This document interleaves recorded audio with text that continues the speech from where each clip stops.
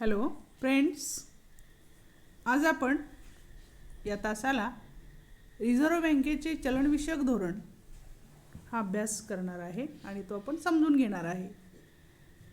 आत्तापर्यंतच्या अभ्यासावरून आपल्याला हे लक्षात आले की अर्थव्यवस्थेतील एकूण पैशाच्या पुरवठ्यात वाढ झाल्यास किंमत पातळी, वेतन दर, रोजगारी, उत्पादन, नफा, उत्पन्न इत्यादीमध्ये वाढ घडून येते आणि त्याचा परिणाम भाववाढ घडून येते. त्यातून तेजी निर्माण होते. या उलट पैशाच्या एकूण पुरवठ्यात घट झाली की किमती, उत्पादन, रोजगारी, उत्पन्न पातळी इत्यादीमध्ये घट होऊन कालांतराने मंदी निर्माण होते. तेजी अथवा मंदी या दोन्ही अवस्था योग्य नाहीत. देशाच्या दृष्टीने आर्थिक स्थैर्य प्रस्थापित करण्यासाठी म्हणजेच तेजी आणि मंदी टाळण्यासाठी योग्य अशा चलनविषयक धोरणाची आवश्यकता असते. आपण चलनविषयक धोरण म्हणजे काय हे पाहू. आधुनिक अर्थव्यवस्थामध्ये अगदी सर्वत्रच कागदी पैशाचा स्वीकार केलेला आहे. पैसा हा स्वतःची व्यवस्था पाहू शकत नाही. म्हणूनच बहुसंख्य देशात कागदी पैशाची व्यवस्था पाहण्याचे काम हे मध्यवर्ती बँकेकडे सोपवलेले आहे.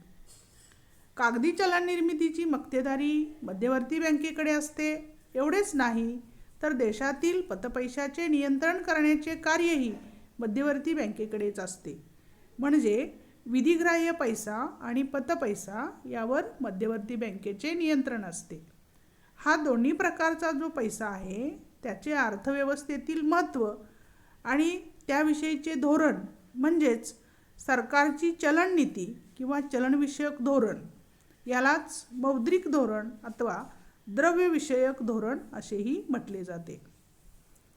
म्हणजेच काही निश्चित उद्दिष्टे साध्य करण्यासाठी पैशाचा आणि पतपैशाचा पुरवठा नियंत्रित करण्याचे मध्यवर्ती बँकेकडून जे प्रयत्न केले जातात त्याला चलनविषयक धोरण असे म्हणतात. आपण चलनविषयक धोरणाच्या काही व्याख्या पाहू. चलनविषयक धोरणाची पहिली व्याख्या प्राध्यापक पॉल एंजिंग यांनी मांडलेली आहे. यामध्ये विशिष्ट चलन व्यवस्थेच्या अस्तित्वामुळे व कार्यवाहीमुळे अर्थव्यवस्थेत निर्माण होणाऱ्या लाभांचे महत्तमीकरण व तोट्याचे किमानीकरण करण्याचा प्रयत्न म्हणजे चलनविषयक नियंत्रण होय. दुसरी व्याख्या प्राध्यापक G.K. शॉ यांनी सांगितलेली आहे. ही व्याख्या अशी आहे, पहा, चलन पुरवठ्यात, चलन उपलब्धतेत तसेच व्याजदरात बदल घडवून आणण्यासाठी चलन निर्मिती करणाऱ्या प्राधिकरणाने जाणीवपूर्वक केलेले प्रयत्न म्हणजे चलनविषयक धोरण होय.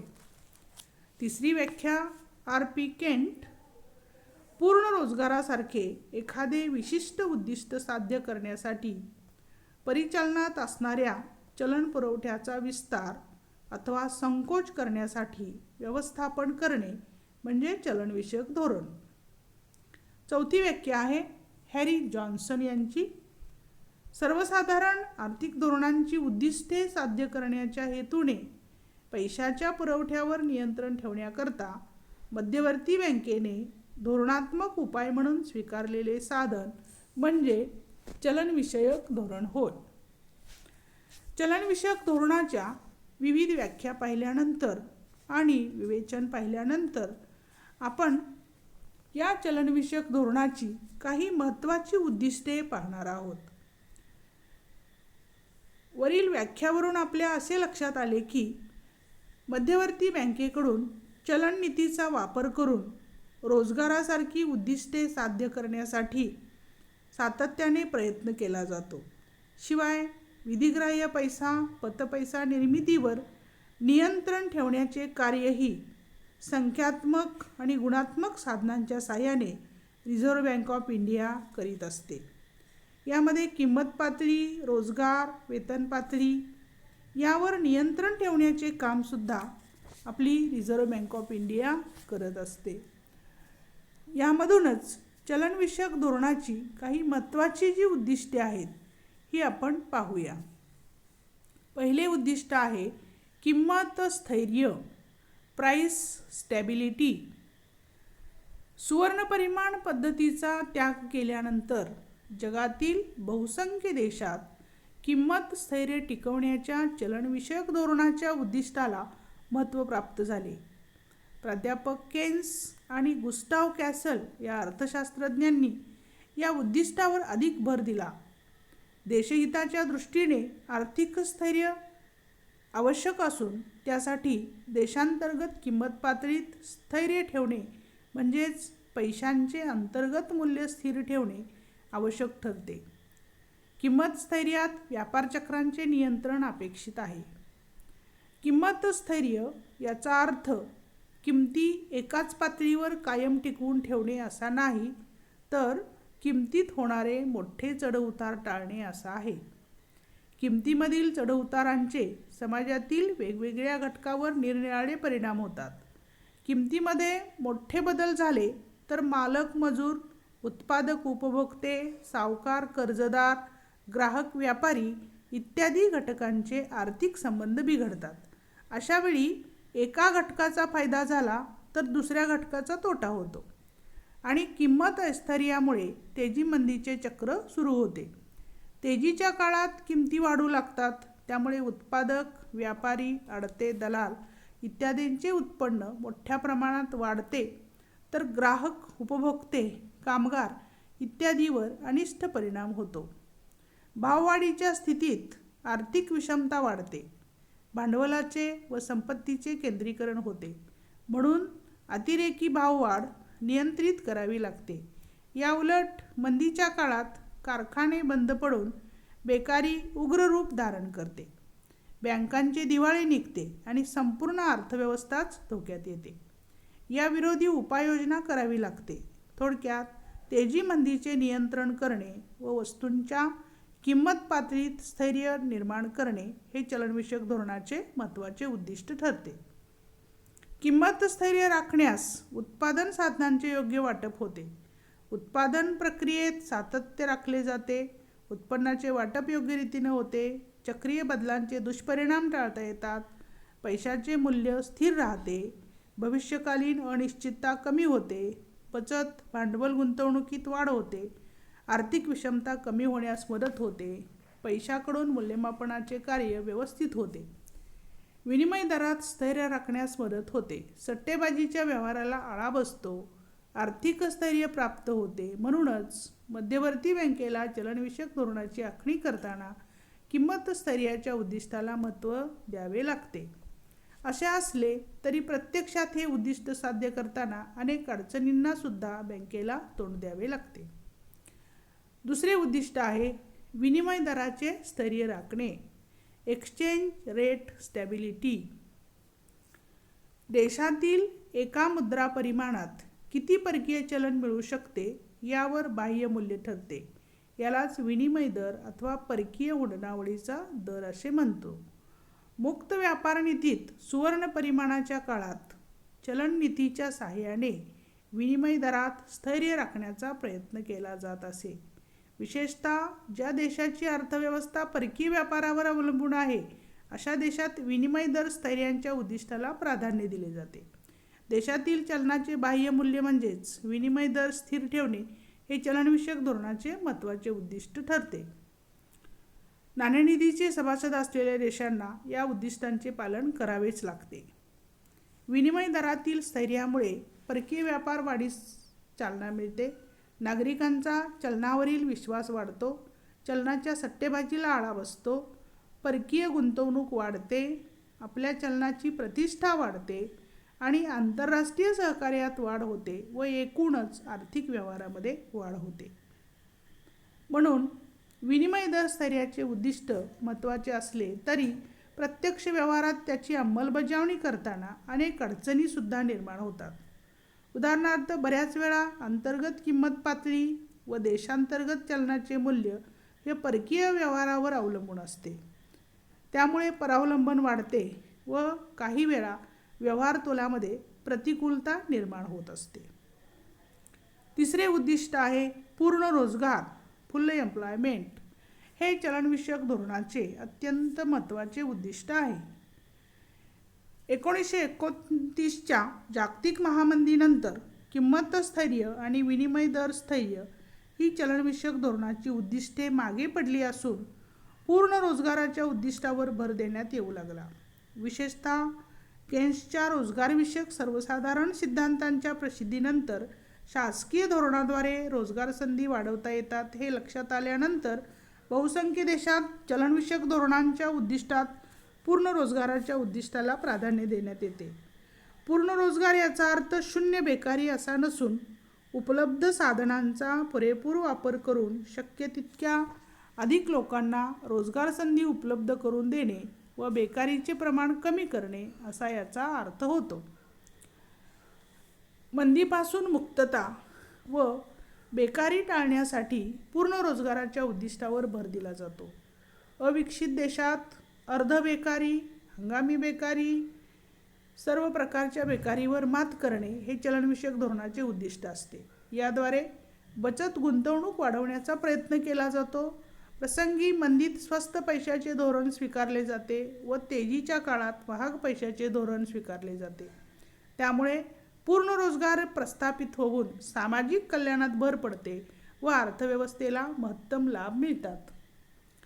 चौथे उद्दिष्ट आर्थिक विकास. इकॉनॉमिक डेव्हलपमेंट, आर्थिक विकास. पाश्चिमात्य राष्ट्रातील बहुसंख्य देशामध्ये नागरिकांचे जीवनमान खूपच उंचावले आहे. परंतु नव्याने स्वतंत्र झालेल्या राष्ट्रापुढे दारिद्र्याची गंभीर समस्या आहे. आर्थिक विकास ही संकल्पना राहणीमान उंचावण्याशी व दारिद्र्य निर्मूलनाशी निगडीत आहे. दारिद्र्य निवारणासाठी लवकरात लवकर आर्थिक विकास साधणे आवश्यक ठरते. विशिष्ट काळात दरडोई वास्तव उत्पन्नातील वाढ म्हणजे आर्थिक विकास होय. त्याचा परिणाम म्हणून सामाजिक व सांस्कृतिक परिवर्तन घडून येऊन समाजाची सर्वांगीण प्रगती होते.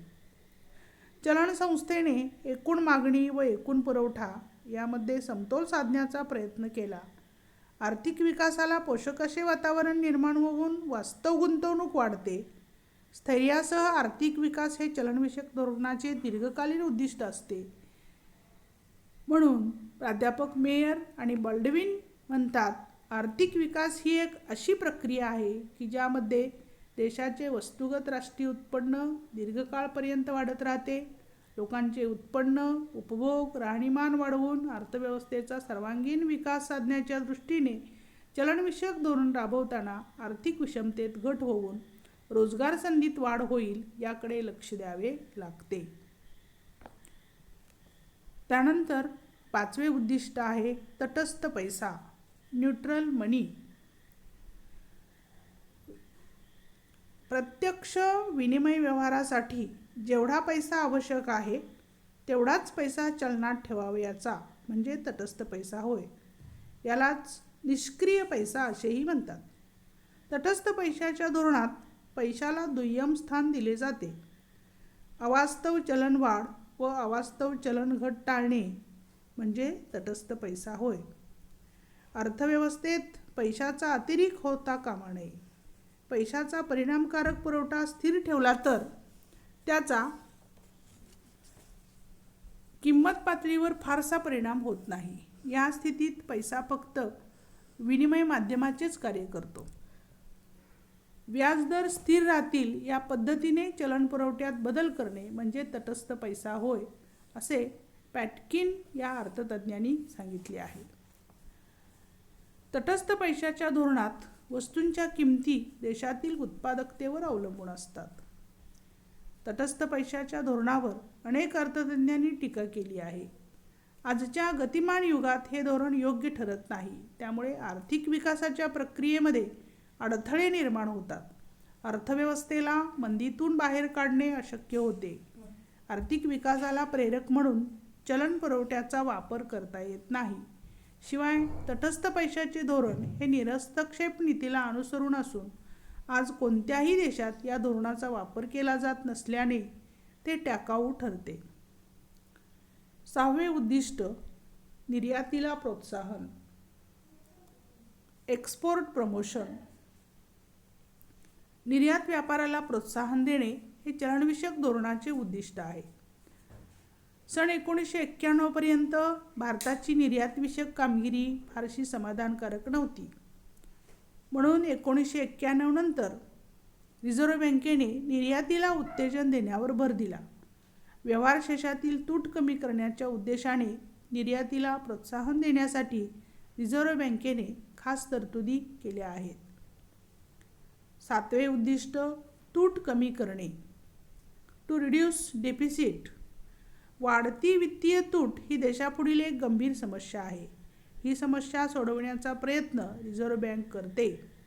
देशाची स्थूल राजकोषीय तूट कमी करण्यासाठी रिझर्व्ह बँक चलनविषयक धोरणात तरतुदी करते व त्यांची प्रभावीपणे कार्यवाही करते.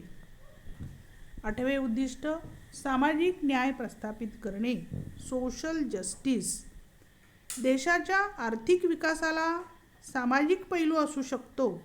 आर्थिक विकासाचा वेग वाढवताना सामाजिक न्यायसुद्धा प्रस्थापित झाला पाहिजे.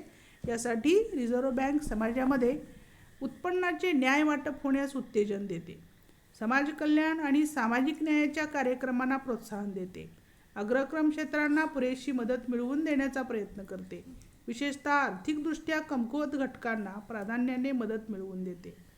चलनविषयक धोरणाच्या अंमलबजावणीसाठी बँक रेट, सरकारी रोख्यांची खरेदी विक्री, रोकड निधीच्या प्रमाणात बदल, कर्ज व तारण यातील गाळा बदलणे, नैतिक समजावणी, प्रसिद्धी यासारख्या साधनांचा वापर केला जातो. परंतु त्यावरही काही मर्यादा पडत असतात. तर विद्यार्थी मित्रांनो, आज आपण चलनविषयक धोरण म्हणजे काय, चलनविषयक धोरणाची विविध उद्दिष्टे आपण पाहिलेली आहेत की जी आज आपल्याला प्रत्येक व्यक्तीला जगताना ह्या गोष्टी सातत्याने अनुभवास येतात आणि आपल्या एकूणच आर्थिक व्यवहारामध्ये, जगण्यामध्ये, रोजच्या व्यवहारामध्ये, आपल्या उत्पन्न वाढीमध्ये, रोजगार वाढीमध्ये, आपल्या रोजच्या कामामध्ये चलनविषयक धोरण हा टॉपिक जो आहे हा आपल्याला नेहमीच उपयुक्त असा असलेला आपल्याला दिसून येतो. तर आपण तो व्यवस्थित पद्धतीने समजावून घेतला याबद्दल धन्यवाद. थँक्यू.